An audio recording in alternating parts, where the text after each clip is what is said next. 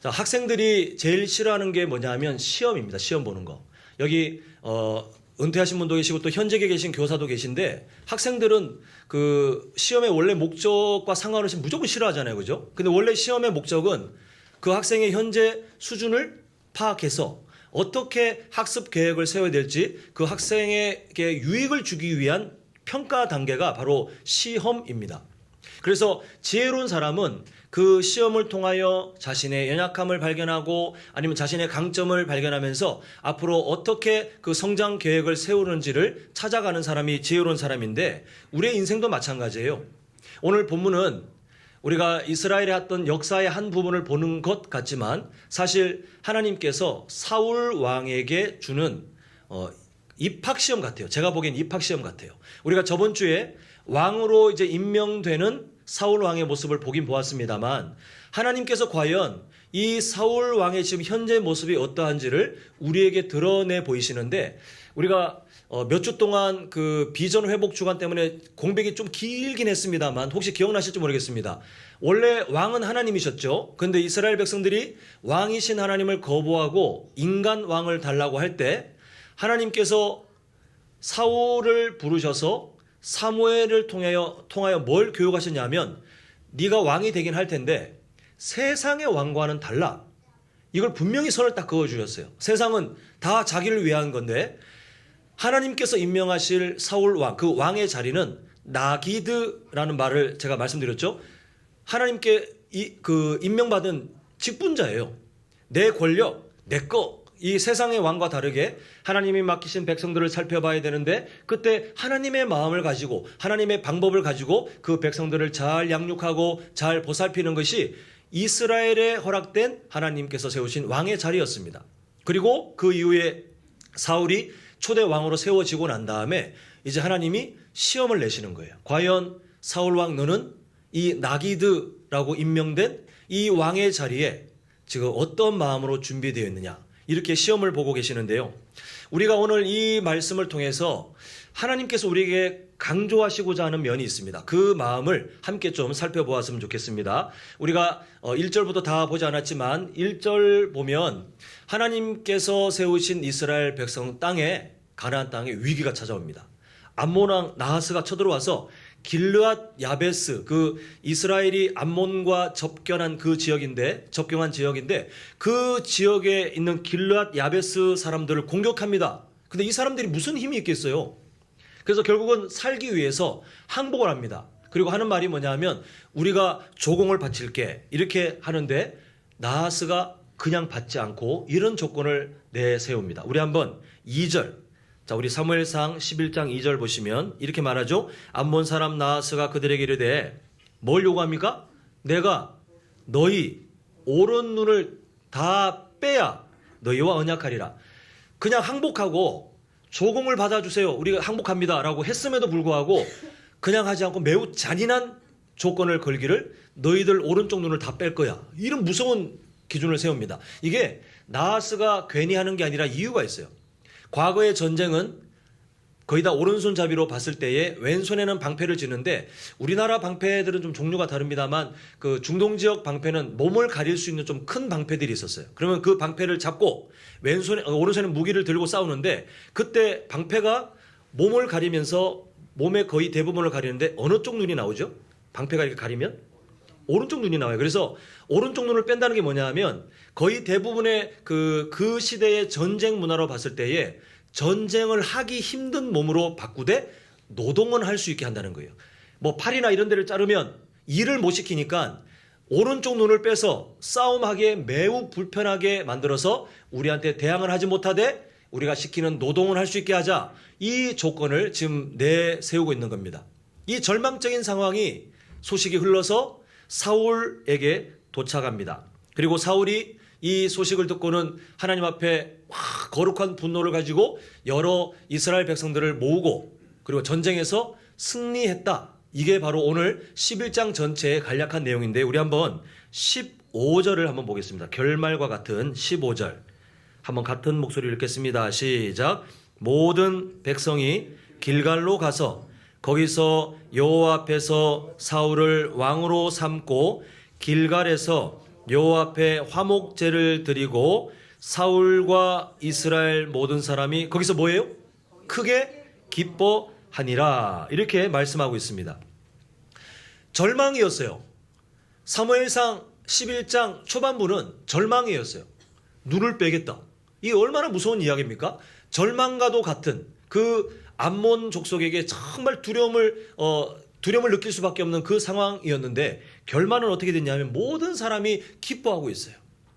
오늘 하나님께서 사무엘상 11장을 우리에게 허락하시는 이유는 이스라엘의 한 역사를 공부하라가 아니라 여기에 담겨있는 하나님의 통치 방식을 우리에게 말씀하시면서 이 방식대로 살아가면 15절의 그 일이 우리 가정에도 우리 교회에도 더 크게 보면 이 민족에게도 하나님께서 같은 은혜를 주시겠다는 그런 약속을 지금 우리에게 말씀하고 있습니다.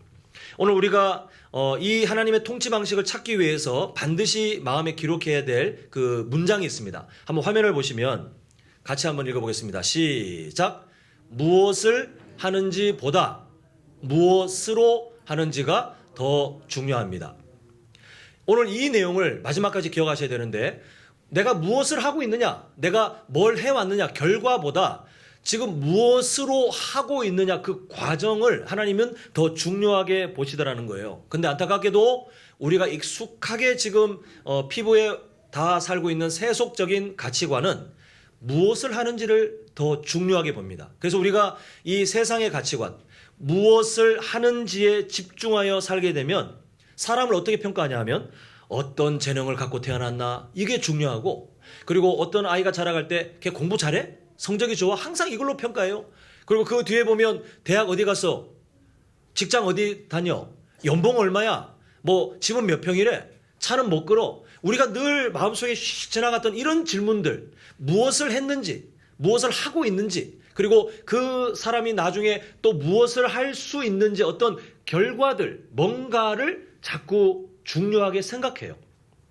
교회에서도 마찬가지예요. 이 세속적인 가치관에 만약에 오염되잖아요. 그러면 뭐가 중요하게 보여지냐 하면 교회를 얼마나 다니는지, 교회에서 어떤 직분을 맡고 있는지, 또 일을 얼만큼 했는지, 사람들에게 얼만큼 인정받고 있는지, 뭐 헌금을 평상시에 얼만큼 하는지, 출석은 뭐 열심히 하고 있는지, 이런 눈에 드러나는 뭔가 뭘 했는지 하는지를 중요한 기준으로 보는데 중요해 보이긴 하죠. 그런데 여기에 우리가 가치관의 우선순위를 두고 매몰되어 살아가면 어떤 위험에 빠지냐 하면 우리의 삶이 점점 결과 우선주의와 성공제일주의로 오염되기 시작해요. 나도 모르게 우리가 이 생각을 갖고 있고 이 생각을 자녀들에게 자꾸 강조하면 그 자녀들이 배우잖아요. 어린 자녀들이 그 다니는 학교에서 일어나는 대화들 보면 야, 너희 아빠 차 뭐야? 그 차의 종류들을 아이들이 어떻게 알고 그것으로 등급이 나눠지고, 야 너희 어디 살아? 어디 살면 좋은 데 산다. 어디 산다 그러면 막 업신여기고, 이게 지금 실제로 한국 땅에 그리고 이 여수시에서도 일어나고 있는 일이에요. 이미 어린아이들이 부모를 통해서 이런 세속적인 무엇을 했는지, 뭘 갖고 있는지 이걸 자꾸 학습해서 세속적인 결과 우선주의와 성공제일주의에 오염되어 가는 게 이 말세 때의 특징인데, 우리 예수님 믿는 사람들도 여기에 오염되어 살아가면 정말 큰일 나요. 왜냐하면 하나님의 마음을 다 잃어버려요. 그래서 교회는 메말라가고 성도의 성도다움도 무너지고 결국 심각한 영적 타락이 보이지 않는 곳에서 막 시작되는 것을 보게 됩니다. 하나님께서는 오늘 본문을 통해서 우리에게 그 말씀을 하시는 거예요. 이제 시간이 지나면 나중에 만날 사건이긴 합니다만 오늘 사울 왕의 모습은 무엇으로 하는지를 잘 찾습니다. 근데 나중에 시간이 흘러 사울 왕이 무엇으로 변질되냐면 무엇을 했는지, 무엇을 할 수 있는지, 무엇을 하는지, 이 세상적인 가치관에 마음이 오염되어 악한 왕이 돼요. 오늘은 정말 선한 사람으로 드러나지만 나중에는 악한 사람이 돼요. 갑자기 정신이 나간 것이 아니라 이 삶의 가치관이 어디에 있느냐에 따라 같은 사람이 완전히 다른 사람이 되더라는 것입니다. 오늘 하나님께서는 우리에게 무엇을 하는지보다 더 중요한 무엇으로 하는지를 우리에게 말씀하시면서 나의 통치 방식은 이거다. 이러할 때 나는 너희들에게 이런 약속을 줄 것이다가 오늘 11장에 담겨 있는 하나님의 약속인데 우리가 이 마음을 한번 잘 찾아봤으면 좋겠습니다. 자, 6절 보겠습니다. 6절 보시면 사울이 이 말을 들을 때에 하나님의 영에게 크게 감동됨에 그의 노가 크게 일어났다라고 말하고 있습니다. 지금 동족이 위기에 처했다는 소리를 듣고 사울 왕이 어떤 반응을 했는지가 중요한 게 아니라 무엇으로 하는지, 그 분노가 어디에서 시작되었는지가 중요한데 지금 성경은 뭐라고 말합니까? 하나님의 영에게 크게 감동되었어요. 지금 왕으로 나기드 인생, 하나님의 그 임명을 받은 나기드 인생을 보니까 하나님의 백성들을 보호하라 이런 사명을 받았는데 이 사명에 그냥 끌려가는 것이 아니라 하나님은 사울에게 성령 충만한 은혜를 주셨어요. 그래서 이 사울 왕이 지금 그의 노가 크게 일어났다라고 하는 것을 보고 어떻게 하나님의 사람이 분노해? 아니요. 분노는 나쁜 게 아닙니다. 마땅히 해야 될 분노가 있는데 이 거룩한 분노는 그냥 나오는 게 아니라 하나님의 마음을 따라 살아가는 사람들이 갖게 되는 분노예요. 우리가 교회를 사랑하고 우리가 가정을 사랑하고 그리고 우리는 선한 마음을 가지고 살아야 되는 것은 맞습니다만 교회 안에 하나님께서 더럽게 생각하는 일들이 있으면 어쩔 수 없지 뭐 하나님이 알아서 하시겠지 이렇게 생각하실 거예요? 거룩한 분노가 일어나야 돼요. 목회자인 제가 절대 그럴 일은 없겠지만 제가 만약 하나님의 말씀과 등진 정말 사울왕같이 악한 그런 지도자로 살아가는 게 보이면 어떻게 하셔야 돼요? 어떻게 목사님에게 그렇게 할 수 있어? 나는 아무 말도 못해 아무것도 못해가 아니라 거룩한 분노가 일어나셔야 돼요. 세상적인 분노가 아니라 하나님의 마음에 이끌려 성령께서 주시는 거룩한 분노를 우리는 가져야 돼요. 지금 사울 왕이 지금 그 마음으로 거룩한 분노를 표출하고 있는 것을 보게 됩니다. 그래서 이 사람이 어떤 사람이었냐 하면 소심한 사람이었어요. 그리고 우리가 그 나기드 인생 그 내용을 봤던 그 본문에 보면 나 귀를 잃어버리는데 이걸 찾으려고 돌아다니지만 못 찾아요. 요즘으로 따지면 뭘 하나 맡겨도 제대로 하지도 못하는 사람이에요. 능력도 없어요. 그리고 우리가 저번 주에 보았죠. 이 사울 왕의 지금 현재 상황이 어떠하냐면 사람들에게서 숨었던 사람이에요. 이게 제비 뽑아서 왕으로 뽑혔는데 뒤에 숨어있던 소심한 사람이에요. 그런데 그런 사람에게 하나님의 영이 임하니 이 사람이 아주 담대하게 거룩한 분노를 드러내면서 왕으로서의 자질을 갑자기 보입니다. 원래는 그러지 못했던 사람이 그런 능력을 보이기 시작해요. 이게 다 뭐냐 하면 하나님의 마음으로 왕의 직무를 감당하는 사울 왕에게 하나님께서 그 일을 감당할 수 있는 힘을 주시는 것을 보게 됩니다. 사랑하는 성도 여러분, 우리 성도님들 참 열심히 이 세상 살아가고 계셨고 또 지금도 그렇게 살고 계신 것을 알고 있습니다. 그런데 연약하지 않으세요? 우리 성도님들이 이렇게 그 장점들이 많이 있지만 저는 잘 삶을 모릅니다. 그런데 그냥 인간 본연의 삶을 이해해서 미루어 짐작하자면 단점도 아마 많으실 거예요. 드러나지 않은 숨겨놓은 단점들, 내 약점들 정말 많으실 거예요. 우리가 살아가면서 우리는 그런 부정적인 단점들에 발목이 잡혀서 마치 사울이 그런 어찌 보면 무능력한 모습, 어찌 보면 왕으로서의 큰 그릇보다 아주 소심하게 숨어있는 그런 그릇들의 그 단점들에 사로잡혀 있을 수 있는 인생인데 우리도 그런 단점들에 충분히 사로잡힐 수 있는 연약함이 있다는 것입니다. 그러나 우리가 하나님께서 주신 왕 같은 제사장의 하루하루를 살아갈 때에 하나님의 마음으로 그 일을 감당하면 하나님이 할 수 있는 힘을 주세요. 제가 여러 번 말씀드렸지만 저는 정말 내성적인 사람이었고 지금도 내성적인 사람이에요. 지금도 저희 아버지께서 종종 하시는 말씀이 난 네가 목사로 살고 있는 게 참 놀랍다 이렇게 말씀을 하실 정도로 저는 정말 소심한 사람이었어요. 극심할 정도로 소심한 사람이었어요. 제가 갑자기 뭐 엄청난 깨달음을 경험하고 제가 갑자기 개가천선해서 이렇게 사람들 앞에서 뭔가 할 수 있는 그런 성격으로 바뀌었냐? 아니에요. 저는 지금도 소심하고 내성적이에요. 이 일을 감당하기에 치룰 대가 지불이 분명히 있지만 원래는 할 수 없던 사람이었거든요. 그런데 하나님께서 저에게 사명을 주시고 그리고 하나님의 마음을 따라갈 때에 이 성격을 뛰어넘어 이 사명을 감당할 수 있는 힘을 주시는 것을 저는 저의 목회 사역 가운데 정말 철저하게 경험했어요. 제가 이상하지 않습니까? 성격으로는 목사를 할 사람이 아닌데, 그런데 지금 사람들 앞에서 뭔가를 하고 있는 이유는 살다 보니 어쩌다가 아니라 하나님께서 그 일을 할 수 있는 은혜를 주시기 때문에 오늘도 지금 이 자리에 서 있고, 그리고 매 순간마다 사람들을 마주하고 또 우리 성도님들 앞에서 뭔가를 제가 맡은 직무를 감당할 때에 하나님께서 감당할 수 있는 그 은혜 가운데 저는 이 길을 계속 걸어갈 거예요. 우리 성도님들의 하나님은 동일하십니다. 사울 왕에게도 동일하셨고 부족한 저에게도 동일하게 역사하셨고 지금 이 시대를 살고 있는 우리 성도님들에게도 동일하신데, 우리 성도님들 태어나신 상황이 어떠하든 성격이 어떠하든 그리고 어떤 실수가 있었던 어떤 단점이 있었든 하나님의 마음을 따라 하나님의 사명들을 감당해 보십시오. 그러면 하나님께서 다 알아서 하세요. 하나님께서 변화되기 힘든 가장 힘든 우리 자신부터 변화시키세요. 이건 정말 제가 철저하게 경험한 일이에요. 그러니까 우리 성도님들 자녀들을 두고 참 답답하실 때도 있죠. 내 아이 너무 내성적이고 아니면 어떠하고 하는데 그 아이가 우리 성도님들의 신앙 양육과 기도 가운데 어느 순간 하나님의 마음을 따라 살아가는 그 올바른 신앙의 기초를 따라 살잖아요. 하나님이 그 성격 문제되지 않도록 다 사용하게 돼 있어요. 그러므로 염려하지 마시고 그 사랑하는 자녀를 위해 손주를 위해서 하나님의 마음을 따라 살아가는, 하나님의 마음으로 뭔가를 하는, 하나님의 마음으로 학업 생활을 하고 하나님의 마음으로 직장 생활을 하고 하나님의 마음으로 앞으로 결혼도 그리고 가정 생활도 하는 그런 인생이 되도록 기도하시면 또 도우시면 하나님께서 그 인생을 반드시 책임지실 줄 믿습니다. 우리 모두의 삶이 그러하고 우리 교회도 마찬가지예요.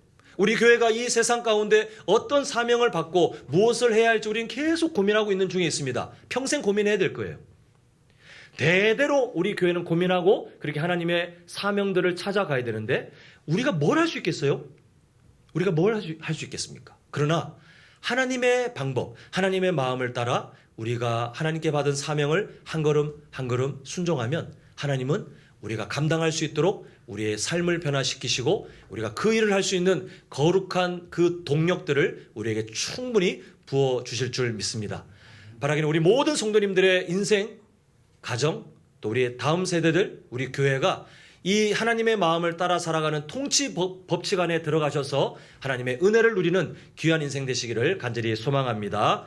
자, 다음으로 볼 게 있는데 우리 7절 하반절을 보겠습니다. 7절 하반절 보면 여호와의 두려움이 백성에게 임하매 그들이 한 사람 같이 나온지라 이렇게 되어 있습니다. 자, 지금 어떤 상황입니까? 자신들보다 싸움을 더 잘하는 암몬 족속이 동족에게 쳐들어왔어요.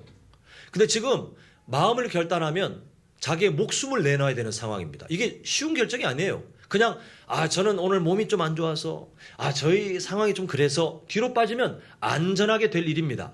그 사울 왕이 요 7절 앞에 보면 뭘 하냐면 이거는 우리가 절대 따라할 그 문화가 아니지만 그 시대에 뭔가의 의미를 부여해서 어떤 경고장 같은 방법이 그 동물의 몸을 그 동물의 사체를 각을 떠가지고 각 지파마다 그 고기 덩어리를 보내면 만약에 이 명령을 따르지 않으면 너희들 이렇게 될 거야 라고 하는 경고예요.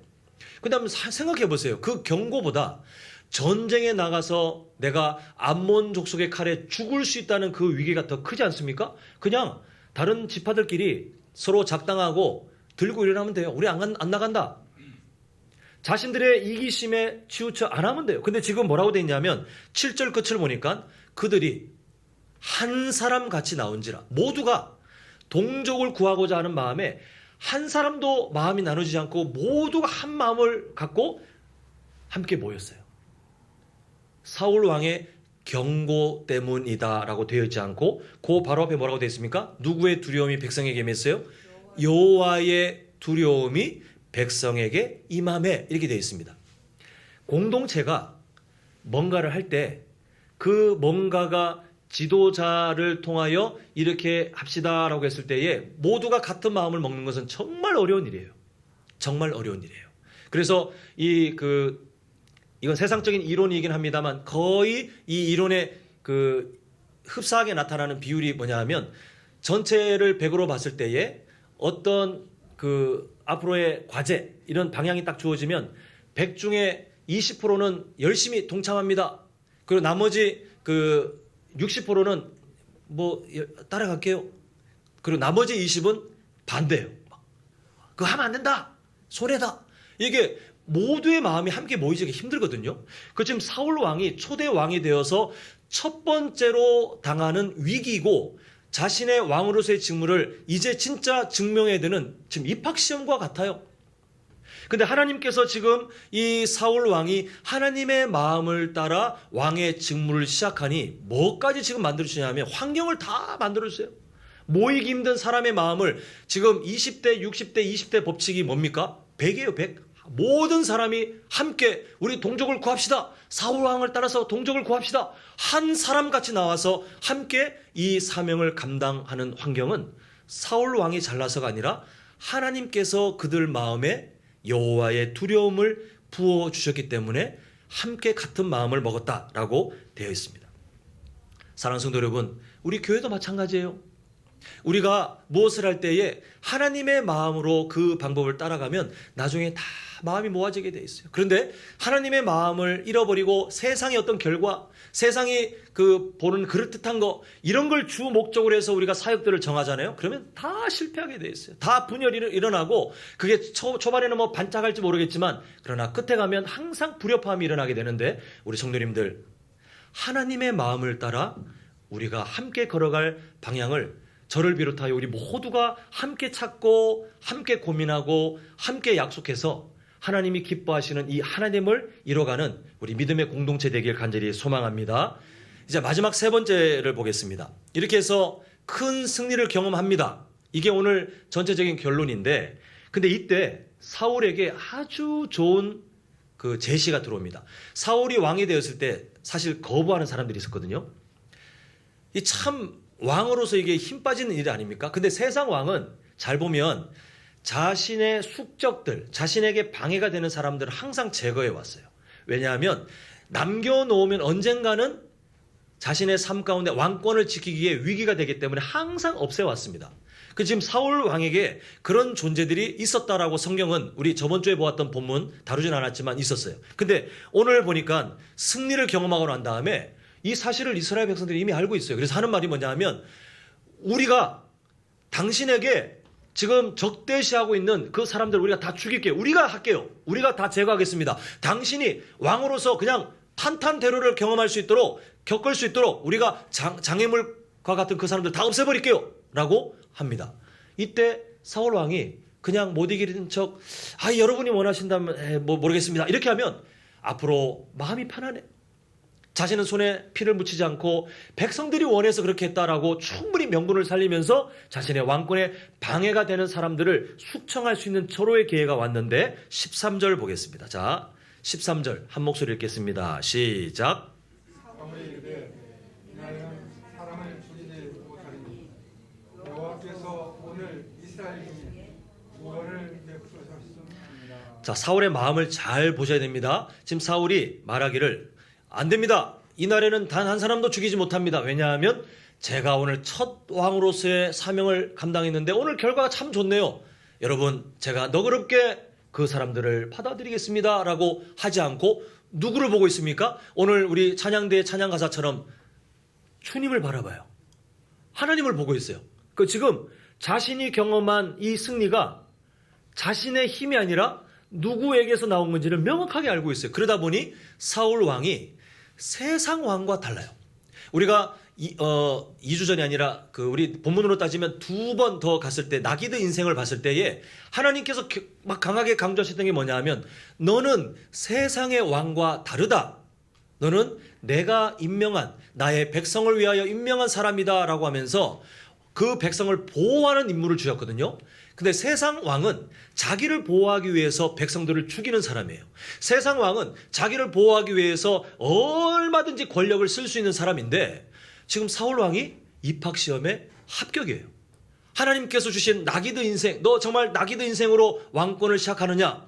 그 입학시험에 아주 좋은 성적으로 하나님, 저는 제가 왕이 아니라 하나님의 백성을 보호하는데 이 모든 승리가 하나님께서 주신 것이므로 저는 하나님의 백성을 죽일 수 없습니다. 이게 오늘 사울 왕의 신앙 고백이에요.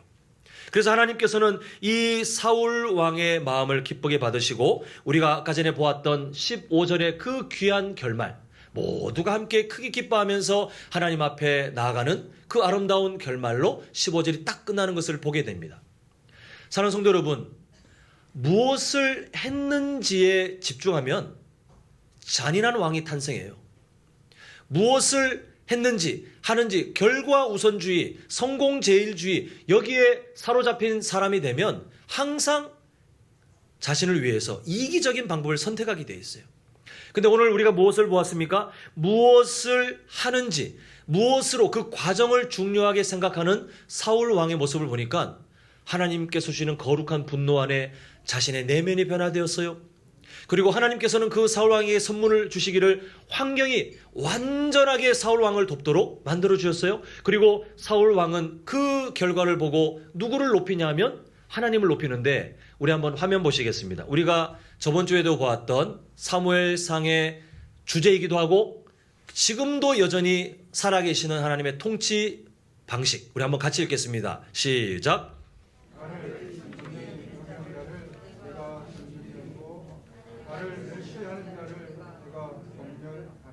하나님을 존중한다는 것이 뭘까요?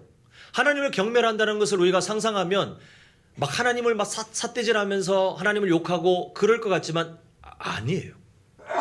하나님을 업신여기는 사람은 내 인생의 왕이신 하나님이 계심에도 불구하고 내가 내 삶의 동기가 되는 거예요. 내 삶의 동력이 되는 거예요. 내 인생의 목적이 내 스스로가 되는 거예요. 이게 뭐가 문제입니까? 라고 질문하실지 모르겠지만 이게 세상의 가치관이에요.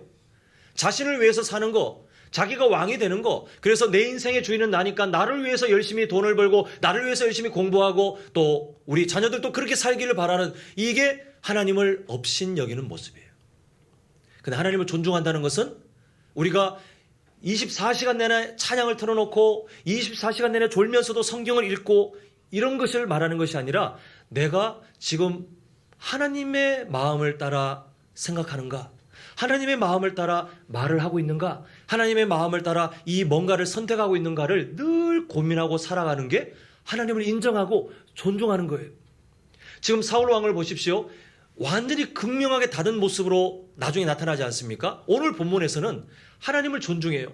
그 승리의 자리 가운데 자기를 드러내고 자기의 왕권을 강화할 수 있는 절호의 기회가 왔지만 하나님을 바라보면서 하나님을 높이고 있어요. 하나님께서 그 승리를 주셨고 하나님께서 이 민족의 왕이 되신다는 사실을 나기드 인생으로 고백하는 것을 보게 됩니다.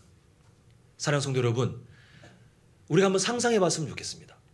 하나님을 업신여겨서 무엇을 했는지 무엇을 하는지를 중요하게 생각하는 이 세상적인 가치관에 물들어 있는 사람들이 모인 가정, 어떤 가정이 될 것 같아요? 그런 사람들이 모여있는, 우리 이제 마을 모임 시작했잖아요. 그런 마을 모임 무슨 대화가 일어나겠습니까? 그런 사람들이 모이는 교회가 된다면 우리 교회 앞으로 어떻게 될 것 같습니까? 비극이에요, 비극. 근데 반대로 우리 교회가 하나님의 마음으로 살아가는, 무엇으로 사는지 무엇으로 지금 하고 있는지를 정답을 찾아가는 사람들이 모여있는 교회가 된다면 정말 하나님께서 기뻐하시는 공동체가 되는 거예요. 그런 사람들이 모인 마을 모임이 된다고 생각해 보십시오. 그런 마을장님, 그런 부마을장님, 또 그런 마을원들이 매 주마다 모여서 함께 식사교제를 하고 함께 말씀을 나눈다고 생각해 보십시오. 정말 하나님의 능력들이 나타나는 귀한 모임이 되는 거예요. 또 그런 사람들이 모인 믿음의 가정이 된다고 생각해 보십시오. 하나님께서 그 가문을 하나님의 뜻이 나타나는 믿음의 명문 가문으로 쓰시는 거예요. 기준은 딱 하나입니다. 누구의 마음으로 살아갈 것인가? 그리고 한 단계 더 나아가면 그 기준은 어디에서 나옵니까? 지금 화면에 보여지는 나를 존중히 여기는 자를 내가 존중히 여기고, 하나님께서는 하나님을 존중하여 하나님의 마음으로 생각하고 하나님의 마음으로 말하고 하나님의 마음으로 뭔가를 결정하려고 하는 성도님들을 존중하실 거예요. 그런 우리 마을 모임을 존중하실 거예요. 그런 우리 교회를 하나님은 우리를 높여주실 것입니다. 근데 대가 지불이 필요해요. 가만히 있는다고 되는 것이 아니라 내 안에 튀어나오는 나의 생각들, 세상의 가치관이 우리에게 많이 오염되어 있거든요. 목사님 저도 그래요. 우리가 그것을 말씀으로 찾아내서 끌어내기 위한 그런 거룩한 몸부림이 아파요. 귀찮아요. 때로는 참 이렇게까지 해야 되나 싶을 정도로 참 번거로워요. 그러나 우리는 반드시 해야 돼요.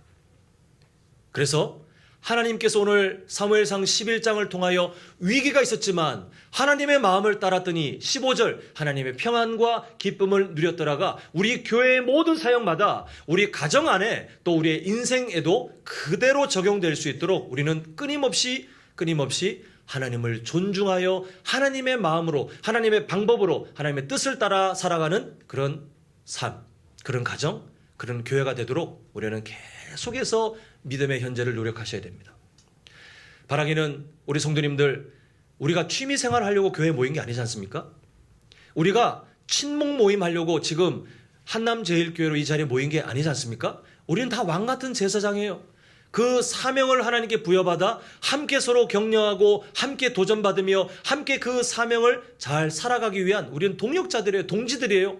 그래서 우리가 나를 위해서 그렇고 그리고 다른 믿음의 동력자를 위해서라도 우리가 먼저 하나님의 마음으로 살아가는 삶의 훈련을 잘 하셨으면 좋겠고 또한 그 부모님들의 삶의 모범을 통해서 우리 자녀들이 세상의 때에 묻지 않고 하나님을 존중하여 하나님의 존중받는 귀한 인생으로 자라가기를 간절히 소망합니다.